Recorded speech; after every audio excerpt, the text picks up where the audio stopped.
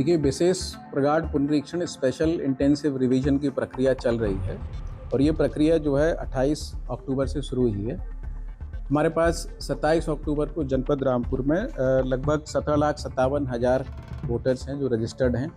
ये जो पूरी प्रक्रिया है, इसमें जो अक्टूबर 2025 की जो वोटर लिस्ट है उसके वेरिफिकेशन की प्रक्रिया है, उसके वैलिडेशन की ये प्रक्रिया है। इसमें जो सभी वोटर्स हैं उनको एक गणना प्रपत्र दिया गया है जिसको हम इनुमरेशन फॉर्म कहते हैं। उस इनुमरेशन फॉर्म को उनको भर के देना है बीएलओ को, और अगर वो उसको सीधे भी ऑनलाइन पोर्टल पर भर सकते हैं, और अगर वो ऐसा नहीं कर पा रहे हैं स्वयं से, तो बीएलओ की मदद लेके भी उसको भर सकते हैं। अगर उनका स्वयं का या उनके माता पिता किसी संबंधी का 2003 की वोटर लिस्ट की सूची में नाम है तो वो उसका उल्लेख अपने जो गणना प्रपत्र है उसमें करेंगे। इसके बाद सभी जो इनुमरेशन फॉर्म है जब कलेक्ट हो जाएंगे तो जिनका 2003 से मैपिंग हो रहा है वो वैलिडेट हो जाएगा, और उसके अतिरिक्त जो इनुमरेशन फॉर्म के सापेक्ष जो वोटर्स होंगे उनको एक नोटिस इशू होगा, और उस नोटिस के क्रम में उनको अपने आयु निवास संबंधी प्रपत्र जो है प्रस्तुत करने होंगे। बीएलए के माध्यम से उनको कलेक्ट कर लिया जाएगा और ईआरओ का उसमें अंतिम निर्णय होगा, और उनका वोटर कार्ड अगर वो सही पात्रता अर्हता रखते हैं तो वो बन जाएगा। सर, ये गलतफहमियां लोगों के बीच में पनप रही हैं, उनको थोड़ा सा क्लियर करें।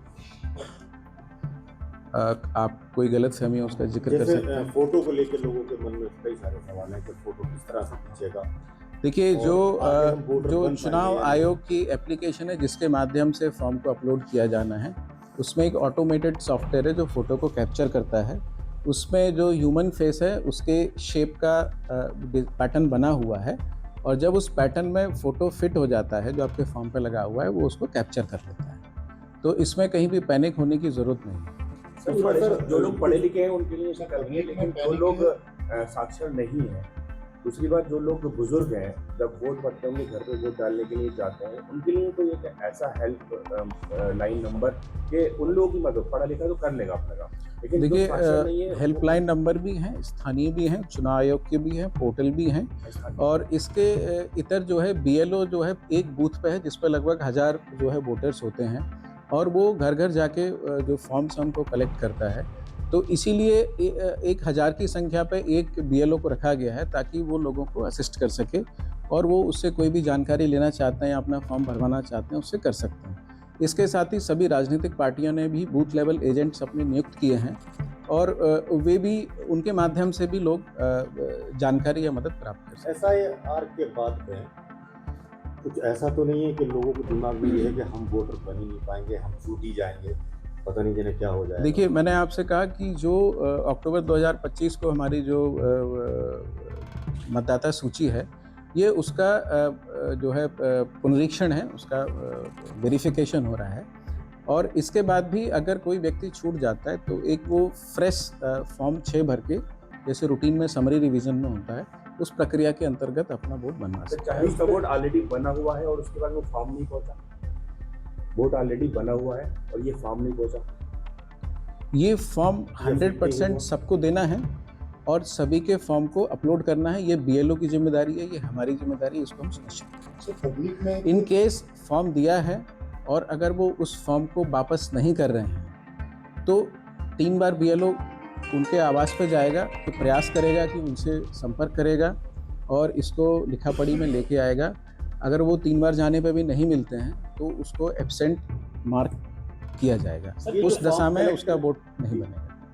कुछ लोगों ने ये कहा है कि उनके वोटर आईडी है उनके पास, लेकिन ये फॉर्म नहीं मिला, और बीएलओ के पास गए तो बोले हमारी डेटा में है, हमारे लिस्ट में, लेकिन उनके पास वोटर आईडी वगैरह बना है, पिछले में वोट डाले हैं नगर पालिका कई लोग हैं इस तरीके से। ऐसा कोई भी प्रकरण है वो हमारे तहसील में या मुख्यालय पर संपर्क कर सकते हैं, ऐसी सभी समस्याओं का निदान कर दिया है। अगर वोटर कार्ड बना हुआ है तो हमारे पास सूची है, पूरे 17.5 लाख लोगों की सूची है, जितने वोटर कार्ड बने हैं वो पूरी सूची हमारे पास है। अतः यह संभव नहीं है कि उसका वोटर कार्ड बना हुआ है और उसका लिस्ट में नाम नहीं है। फिर भी अगर ऐसा कोई प्रकरण आता है, हाँ, अगर फॉर्म नहीं पहुंचा है तो अभी हो सकता है कुछ 50-100 लोगों को अभी भी फॉर्म ना मिला हो, तो संपर्क कर सकते हैं, उनको फॉर्म मिल जाएगा। और 100% लोगों को फॉर्म दिलाना ये हमारा काम है, ये हम सुनिश्चित करें। डीएम सर, क्या लगता है एसआईआर के बाद एसआईआर से शासन प्रशासन की पारदर्शिता बढ़ेगी?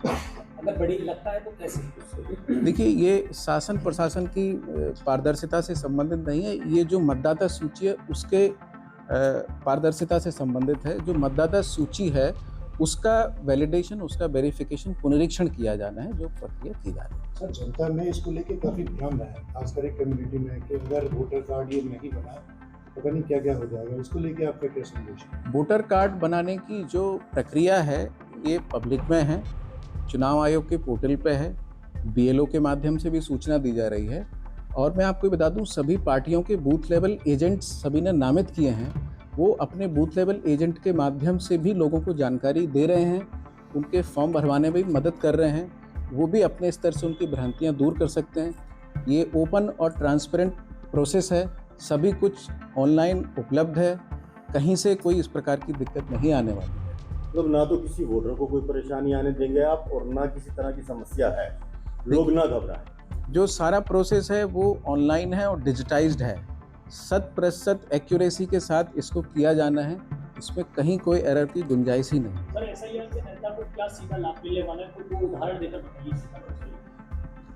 देखिए, जो मतदाता सूची है जिसके आधार पर मतदान होता है, ये हमारे लोकतंत्र का मूल आधार है। तो ये बहुत ज़रूरी है कि जो हमारी वोटर लिस्ट हो वो प्योर हो, वो करेक्ट हो। तो अल्टीमेटली जब वोटर लिस्ट करेक्ट होगी तो उसका सीधे सीधे जनता को लाभ मिलेगा। इसका ये भी उद्देश्य है, कई ऐसे मतदाता हो सकते हैं जिन्होंने एक से ज़्यादा जगह अपना वोटर कार्ड बनवा रखा हो, ऐसे लोग उसमें छंट जाएंगे। ऐसे लोग जो मृतक हो गए हैं या कहीं अन्य जगह शिफ्ट कर गए हैं, तो उनका भी वोटर कार्ड यहाँ पे होगा, वो वोटर कार्ड उनका यहाँ से जो वोटिंग लिस्ट में से उनका नाम हटेगा। तो ये जो वोटर लिस्ट का करेक्शन है ये बहुत ज़रूरी है। सर, जिन लोगों ने 2 वोटर कार्ड बनवा रखे हैं ऐसे लोगों को क्या करना है? एक से ज़्यादा वोटर कार्ड अगर बनवाया है तो उस पर जो है दंड का प्रावधान है, और जो नियमानुसार सुसंगत धाराओं में उस पर कार्रवाई होगी। सर, इसमें किसी व्यक्ति को सर पता ही नहीं है कि मेरा कहाँ वोटर कार्ड यूज़ हो रहा है। ये उनकी जिम्मेदारी है, उनको पता होना चाहिए। कानून की अनभिज्ञता ये आधार नहीं है अगर आप कानून का उल्लंघन कर सर, रहे हैं। सवाल मैं दोहरा रहा हूँ सर, इसको लेकर बड़ी भ्रांतियाँ हैं। इसको ऐसे भी देखा जा रहा है कि एनआरसी से भी जोड़ के देख रहे हैं, और कुछ अलग तरीके की भी भ्रांति है, जैसे डिटेंशन सेंटर, जैसे सब छोटी एनआरसी। उसका जवाब क्या है सर? मैसेज क्या है पब्लिक? देखिए, अभी मैं एसआईआर पे बात कर रहा हूँ, इसका एनआरसी जो भी आप चर्चा कर रहे हैं उससे कोई संबंध नहीं है। शुद्ध रूप से ये चुनाव आयोग की एक प्रक्रिया है, और देखिए भ्रांतियाँ दूर करने के लिए सभी समाधान किए जा रहे हैं। पूरा सिस्टम ऑनलाइन है, आयोग के पोर्टल पे सारी चीज़ें हैं। और जब ये ड्राफ्ट रोल, मेरी बात सुने आप, जब ये ड्राफ्ट रोल पब्लिश होगी, ये ड्राफ्ट रोल पब्लिश होकर पब्लिक में अवेलेबल होगी, सभी इसको देख सकते हैं। इसके बाद दावा, आपत्ति, जो भी उनका समस्या है वो 2 महीने का लगभग समय है, 31 जनवरी तक, तब तक दे सकते हैं। उसके बाद फाइनल जो रोल होगा वो पब्लिश होगा, और उसके बाद भी जैसे सामान्य प्रक्रिया में होता है, कभी भी अगर किसी को कोई समस्या है, किसी भी प्रकार से अगर वो छूट गया है, तो एक फ्रेश फॉर्म 6 भर के उसको कर सकता है।